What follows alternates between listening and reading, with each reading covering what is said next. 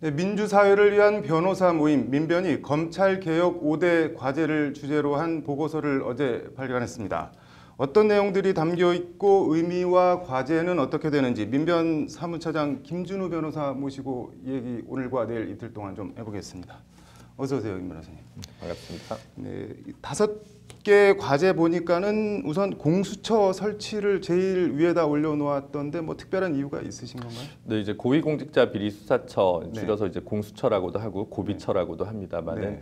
이게 이제 가장 중요한 검찰 개혁 과제라고 되어 있는 이유는 이제 작년 한 해 동안 이제 고위 검찰들의 비리 혹은 고위공직자들의 비리가 이제 국정농단 사태까지 이어지지 않았습니까? 그래서 네. 검찰 개혁에 대한 국민적 열망이 가장 담겨 있는 네. 이제 안이라고 생각해서 가장 네. 먼저 올릴 수밖에 없었다라고 네. 생각됩니다.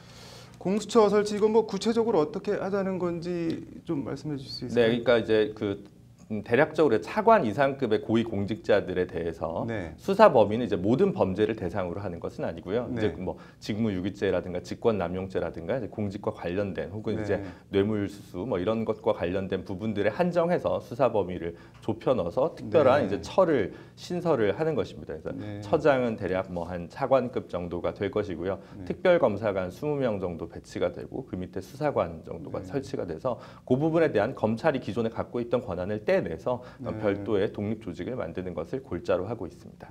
차관 이상을 수사 대상으로 한다고 하면은 일선 검사들, 검사장급이 아닌 검사들은 수사 대상에서 빠지는 건가요, 그럼? 네, 뭐 일단 1차적으로는 네. 최소한의 조직 규모 자체가 처음엔 작게 시작할 수밖에 없기 때문에 네. 그리고 이제 그 부분들만 일단 섬세하게 촘촘히 살펴보는 것에서 네. 조직이 시발을 떼야 되지 않을까 싶습니다. 이렇게 공수처가 일단 설치되면은 얻을 수 있는 뭐 기대나 효과 어떤 게 있을까요? 기본적으로 이제 정치적 중립성을 가지고 네. 고위공직자 비리 수사에 이제 그 뭐 왜곡되거나 편의적으로 기소를 하는 이제 편향들을 좀 제거할 수 있지 않을까 이렇게 기대를 하고 있습니다. 예. 정치적 중립성에 대해서 말씀을 해주셨는데 이렇게 반대하는 사람들의 논거 중에 하나가 공수처가 검찰보다 뭐 정치적이지 않을 거란 보장이 어딨냐, 더 정치적이 될 수도 있는 거 아니냐, 그리고 옥상호가 아니냐 이런 반대도 있는데 이거에 대해서는 어떻게 생각하십니까? 정치 검찰이라는 게 기본적으로 한 네. 축으로 보면 결국 청와대를 기점으로 해서 인사권을 가지고 무기로 흔드는 네. 그런 것 때문에 정치화되는 면이 있는 것이거든요. 네. 근데 공수처 같은 경우는 기본적으로 국회에서 합의를 통해서 공수처장 후보를 선출하도록 이제 통상 이제 논의가 네. 되고 있기 때문에 네. 오히려 청와대 눈치를 보지 않는 공수처장의 책임하에서 책임 있는 수사가 이루어질 수 있지 않을까 이렇게 생각을 하고요. 네. 옥상옥이라는 건 이제 수사 권한이 전반적으로 커진다는 것인데 그게 네. 아니라 검찰이 기존에 갖고 있던 일부 직무를 떼는 거기 때문에 네. 수사 총량이 커지는 것은 아닙니다. 그러면 차관급 이상의 고위 공직자 비리는 공수처에 전담을 하고 검찰은 그 부분에서 손을 떼게 하겠다 이런 말씀이신가요? 네, 일단 1차적으로 그렇습니다. 네.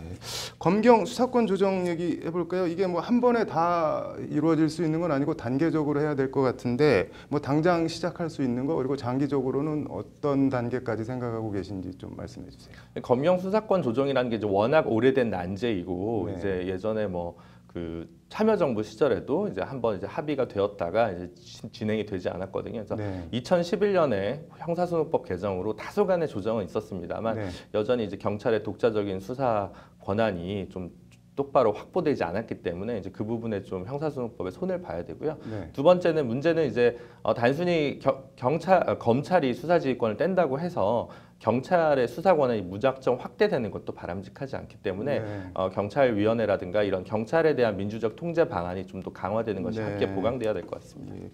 문무일 검찰총장 오늘 임명이 됐는데 뭐 국회 인사청문 서면 답변서에서 재판 없이 판결할 수 없듯이 수사 없이 기소할 수 없다 이렇게 이런 인식을 가지고 있는데 이거에 대해서는 어떻게 생각하시나요? 기본적으로 수사와 기소는 영미 같은 경우 철저하게 분리되어 있는 것이 기본적인 이제 골자고요. 네. 저희 같은 경우는 이제 외정 시절이나 이승만 정권 시절에 워낙 경찰이 좀 왜곡된 네. 파행적인 반인권적인 행태가 많았기 때문에 검찰의 지휘하에 두었던 연원이 있습니다. 이제 네. 좀 시간이 많이 지났기 때문에 네. 그 부분은 좀 곡하가세하는 면이 있지 않나 싶습니다. 싶습니다. 네. 뭐 일반 국민들 입장에서는 뭐 경찰에서 수사받나 검찰에서 수사받나 그게 나랑 뭐 무슨 차이가 있냐고 어떻게 보면은 그래도 검찰이 더 난 거 아니냐 이렇게 생각할 수도 있을 것 같은데 어떠세요? 보통 이제 최순실 씨 같은 분들이 이제 검찰에 바로 출두하니까 그렇게 생각하시는데 네. 대부분의 범죄는 사실은 경찰로 바로 가서 수사를 하는 거기 때문에 네. 오히려 이제 경찰이 어떻게 인권 친화적인 수사를 하도록 시스템을 만드느냐가 더 핵심이 아닐까 싶습니다. 네. 뭐 일반인들이 검찰한테 직접 수사받을 일이 별로 없다 그런 말씀이신 거네요. 네네. 네.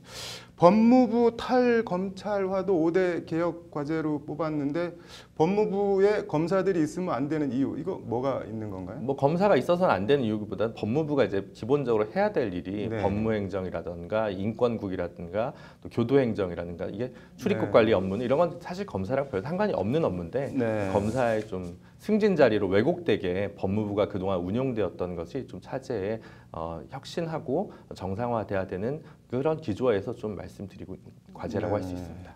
뭐 공수처 설치도 그렇고 검경 수사권 조정도 그렇고 법무부 탈검찰화도 그렇고 뭐 하나하나가 만만치 않은 과제인데 검찰 개혁 관련해서 내일 좀 더 얘기를 나눠보겠습니다. 잘 들었습니다, 임 변호사님.